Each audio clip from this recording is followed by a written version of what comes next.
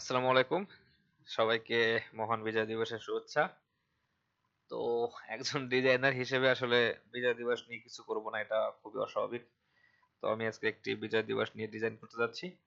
তো এই ডিজাইনটা করার জন্য আমি এই ইমেজটাকে ব্যবহার করতেছি এখান থেকে। তো যেহেতু ইমেজটা আসলে আমরা ইলাস্ট্রেটরে ডিজাইন করতেছি ভেক্টর ফরম্যাটে, ফলে আমাদেরকে ডিজাইনটা নিয়ে একটু এটাকে ভেক্টর ফরম্যাট বানিয়ে নিতে হবে, কারণ এটা একটা ইমেজ। তো সেই ভেক্টর ফরম্যাট বানানোর জন্য আমি জাস্ট এখান থেকে আমার কার্ভেচার টুলের মাধ্যমে জাস্ট কিছু লাইন ড্র করে নিচ্ছি। তো আশা করি এটা আপনারা সবাই বুঝতে পারবেন। আর অবশ্যই এই সোর্স ফাইলটার জন্য আপনারা আমাকে গ্রুপে মেসেজ দিতে পারেন, আমি আপনাদেরকে অবশ্যই সোর্স ফাইলটা দিয়ে দেবো, আপনারা চাইলে এটাকে ব্যবহার করতে পারবেন।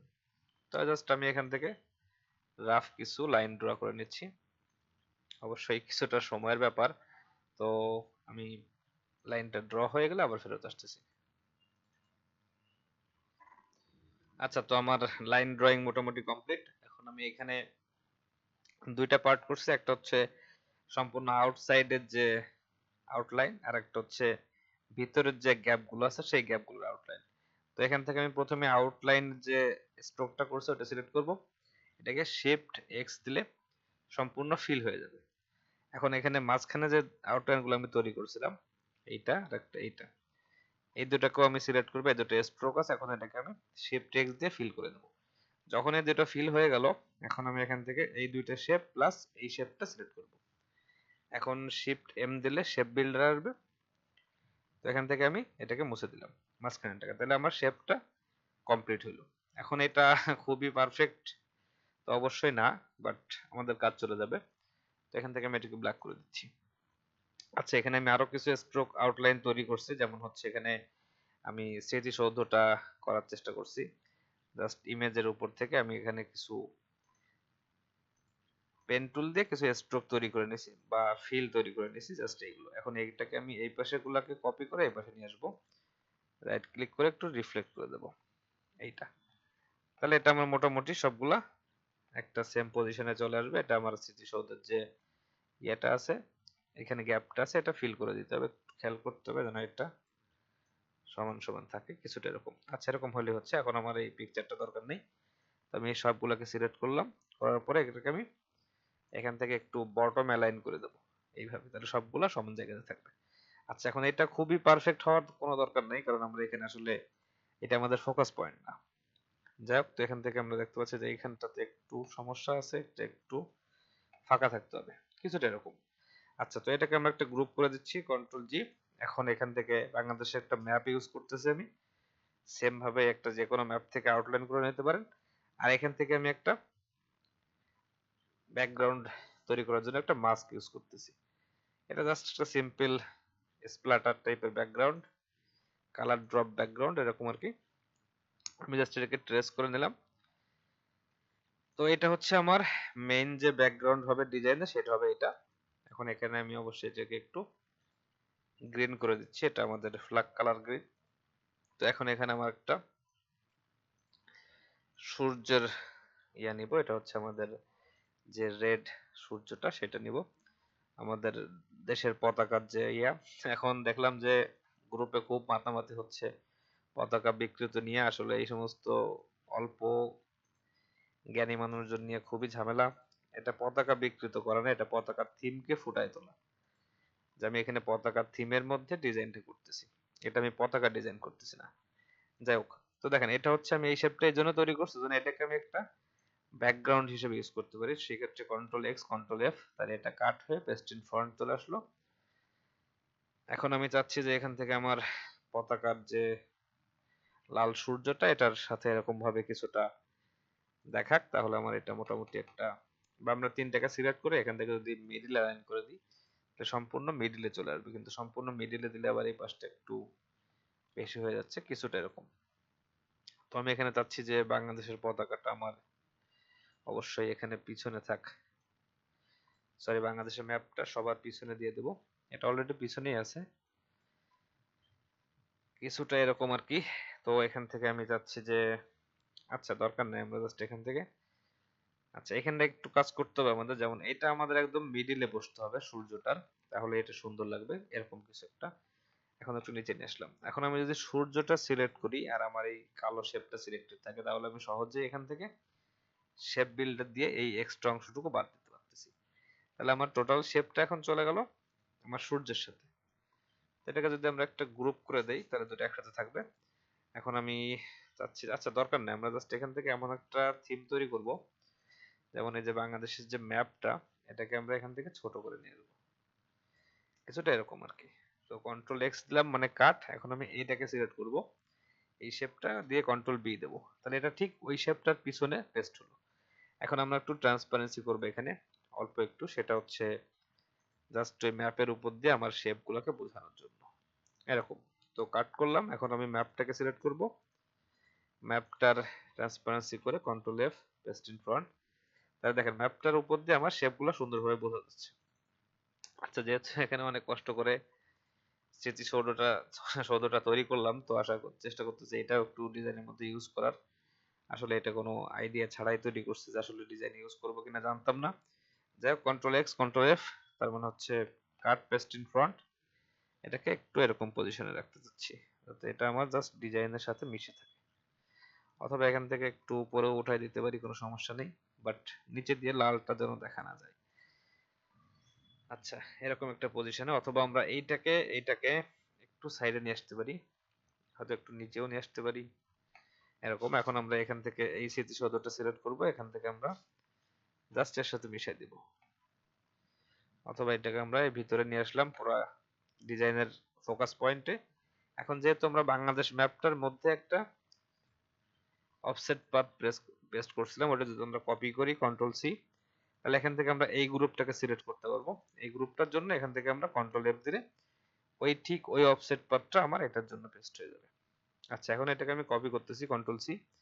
আমি সেম এই লাল সূর্যটা সিলেক্ট করব, ওইটার জন্য অফসেট পাথ করব, সেমটা এইখানেও পেস্ট করব। আচ্ছা, একইভাবে আমি এই সবুজ শেপটা সিলেক্ট করব, সেম ভাবে কন্ট্রোল এফ। তাহলে দেখেন সবগুলা শেপের উপরেই আমার এখন এই শেপটা চলে গেছে, অর্থাৎ এই শেপটা এখন সবার উপরে, মানে এর মধ্যে ট্রান্সপারেন্সি করার ফলে এটা এখন সবার উপরে আছে। যাই হোক, এখন এখান থেকে যে এরিয়াগুলো একটু প্রবলেম হয়েছে, এটাকে আমি একটু ফিক্স করার চেষ্টা করব। সেক্ষেত্রে আমি এই শেপটা নিচে নিয়েছিলাম এই জন্য, যেন এটাকে আমি একটু বড় করে দিতে পারি, কিছুটা এরকম। তাহলে ওইটা আমার ওই শেপের মধ্যে চলে আসবে। এখন আমি চাচ্ছি এটাকে একটু সিলেক্ট করতে, স্মৃতিসৌধটাকে অফসেট পাথ করে দেবো একটু। আচ্ছা, একটু ছোট সাইজে করে দিই, এতটুকু হলেই হবে। কাট। এখন এটা সিলেক্ট করলাম, এর মধ্যে কন্ট্রোল এফ পেস্ট, সবুজটা সিলেক্ট করলাম কন্ট্রোল এফ পেস্ট, তাহলে এটা আমার ওর মধ্যে চলে আসলো। আমরা চাইলে বাংলাদেশের যে ম্যাপটা করছি এটাকেও আমরা সেম ভাবে অফসেট পাথ করতে পারি, কাট। আচ্ছা, আমরা যদি এই দুইটা শেপকে গ্রুপ করে দেই কন্ট্রোল জি, তাহলে ওটার জন্য আমরা একবারে ট্রান্সপারেন্সি ওপেন করতে পারবো, এই যে কন্ট্রোল এফ। তাহলে আমার সবকিছুর জন্য একটা আউটলাইন তৈরি হয়ে গেল।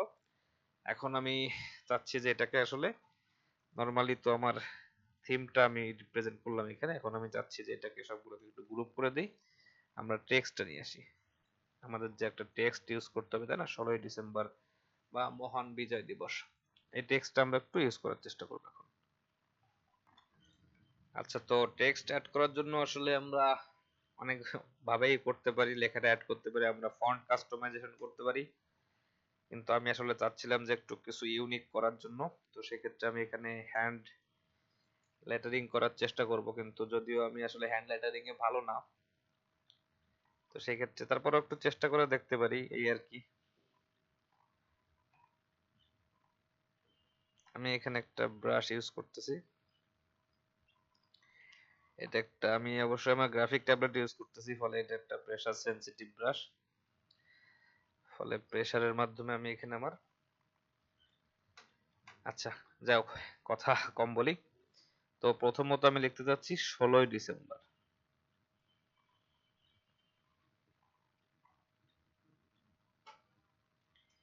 আপাতত এরকম রাখলাম, ডিসেম্বর লেখাটা অ্যাড করতে হবে। আচ্ছা, এটা মনে হচ্ছে একটু মোটা হয়ে গেছে যদিও আমার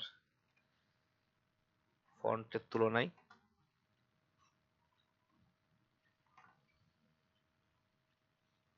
সরি, আসলে আমার ক্যালিগ্রাফি মোটেও ভালো না, তারপরেও আর কি চেষ্টা করতেছি কিছু একটু সুন্দর করার।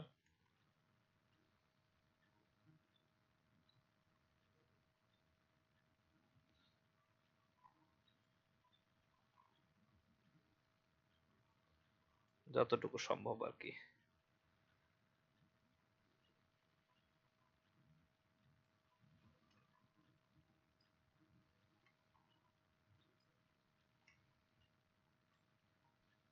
আচ্ছা, এটা আমি পরে ফিক্স করে নেবো এখান থেকে। তো সেই ক্ষেত্রে জাস্ট এখান থেকে আমি একটু অ্যাডজাস্ট করে দিয়ে যাচ্ছি। এই লেখাটা কিন্তু আসলে অতটা জরুরি না এখানে, মানে লেখার সৌন্দর্যটা আসলে অতটা জরুরি না। তো কোনো রকম আর কি কিছু একটা করার ট্রাই করতেছি। এটাকে আমি একটা গ্রুপ করে রাখি। এখন আমরা বিজয় দিবসের দিকে যাব। তো এখান থেকে আমি একইভাবেই লেখার চেষ্টা করব। সরি, এটা আমার ক্যালিগ্রাফিক ব্রাশটাই হইতে হবে। আচ্ছা, এখান থেকে একটু বড় করে দিচ্ছি যেহেতু আমরা একবার ব্রাশ চেঞ্জ করছিলাম।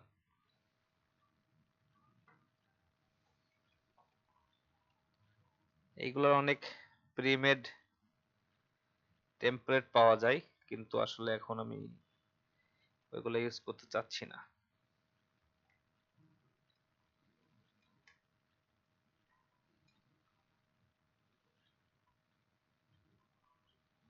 আমি চাচ্ছি যে এটা আমার এই বরগত জয়ের সাথে অ্যাটাচড হয়ে যাক, হয়ের যে নিচের টানটা। তো সেই ক্ষেত্রে আমি জাস্ট এখান থেকে এটা এরকম দিয়ে রাখতেছি। আচ্ছা, এটা এরকম না, এই টাইপের আসবে। তাহলে আমার বরগত জোরটা এই এরিয়াতে হবে।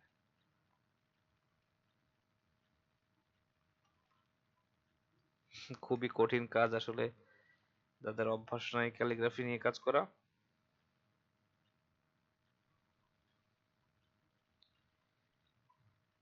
আচ্ছা, মূলত এই আইডিয়া কাজ করতেছে না, আমি একটুখানি সময় নিচ্ছি এখানে।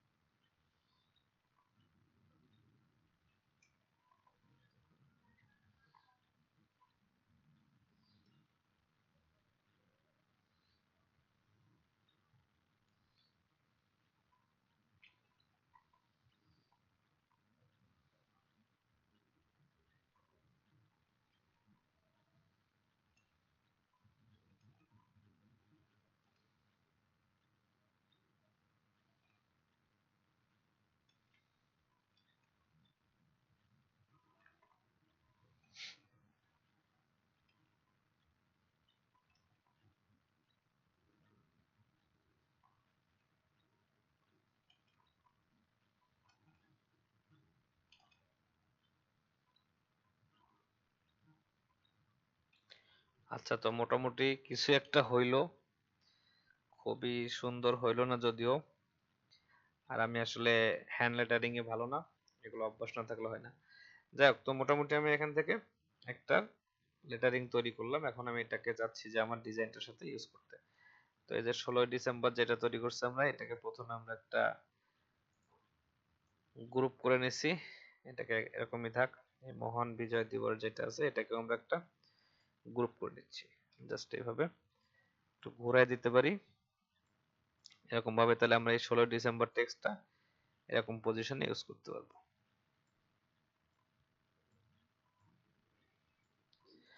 আসলে লেখা সুন্দর না হইলে ডিজাইন সুন্দর লাগে না, যে কথাটা বারবারই বলি।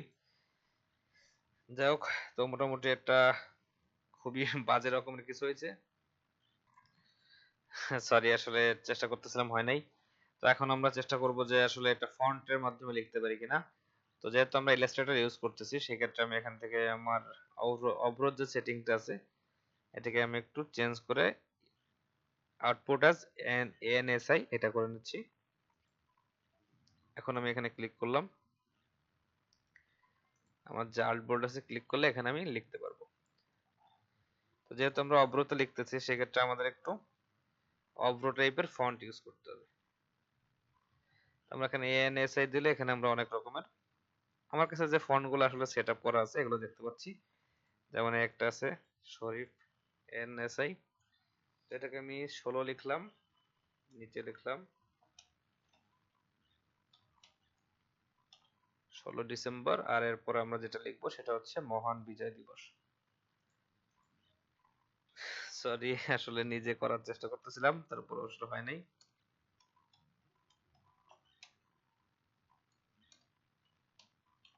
বাট অবশ্যই এটাকে আমরা একটু কাস্টমাইজ করব, আমরা এইরকমই ইউজ করব না ফন্ট হিসেবে।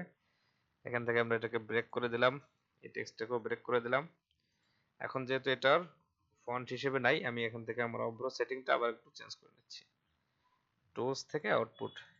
ওকে, তো এখান থেকে আমি চাচ্ছি যে এই যে লেখাটা আছে আমার এখানে 16 ডিসেম্বর, এই 16টাকে আমি এখানে মাঝামাঝি নিয়ে আসি, একটু বড় করে দিতে পারি এটাকে, জাস্ট এরকম। আচ্ছা, কিছু একটা এরকম আর কি। তো এটা গেল। এখন আমরা এই মহান বিজয় দিবসটাকে একটু আনগ্রুপ করে দিই, যেহেতু আমরা টেক্সট যখন ব্রেক করি এটা গ্রুপ হয়ে যায়। তো এটাকে গ্রুপ করে দিলাম, এরকম কিছু একটা আমরা তৈরি করার চেষ্টা করব। এখান থেকে এগুলোকে আবার একটু গ্রুপ করে দিচ্ছি, কন্ট্রোল জি, এটাকেও একটু গ্রুপ করে দিচ্ছি। তো কিছুটা এরকম আর কি, মহান বিজয় দিবস।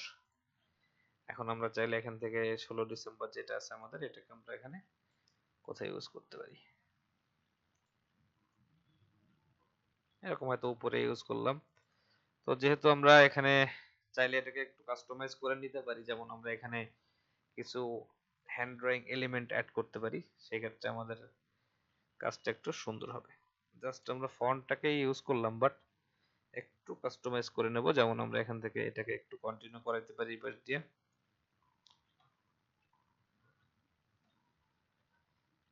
জাস্ট যেহেতু আমি আমার গ্রাফিক ট্যাবলেটটা ইউজ করতেছি, ফলে আমি এখান থেকে কিছু কাস্টম এলিমেন্ট আমার ডিজাইনের সাথে অ্যাড করে নিতে পারতেছি।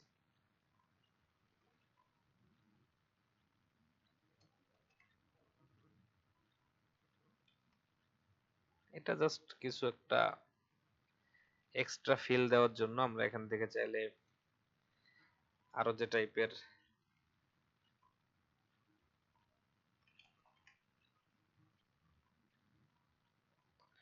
এটা আর কি যেটা আমরা সবসময় টি শার্ট ডিজাইনের জন্য আসলে ইউজ করে থাকি, সেটাই আমরা এখানে ইউজ করতেছি, আর কিছু না।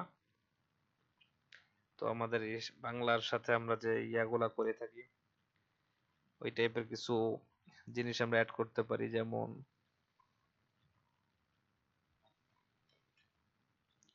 আচ্ছা, যদিও এটা ভাষার মাস না বা ভাষার জন্য ডিজাইনটা না, সেক্ষেত্রে আমি এখানে জাস্ট এটুকুই রাখলাম।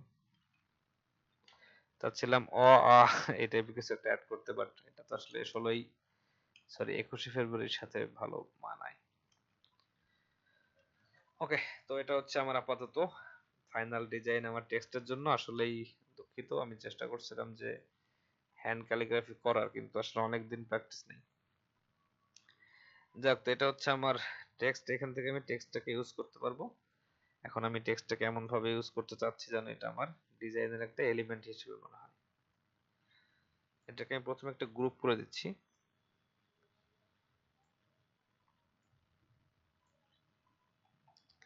কিছুটা এরকম। তাহলে কি হবে, আমার এই যে মোট যে শেপটা আমরা তৈরি করছি, আচ্ছা এই শেপটা মূলত আমি চাচ্ছি যে এরকম এরকম এরিয়াতে রাখি, খুব বেশি বড় করার দরকার নেই, জাস্ট আমরা কোনো রকমে বোঝা গেলেই হবে। এটাকে আমি হোয়াইট করে দিচ্ছি, হোয়াইট করে যখন, আচ্ছা হোয়াইট করার আগে এটাকে আমরা একটা অফসেট পাথ করে নিতে পারি,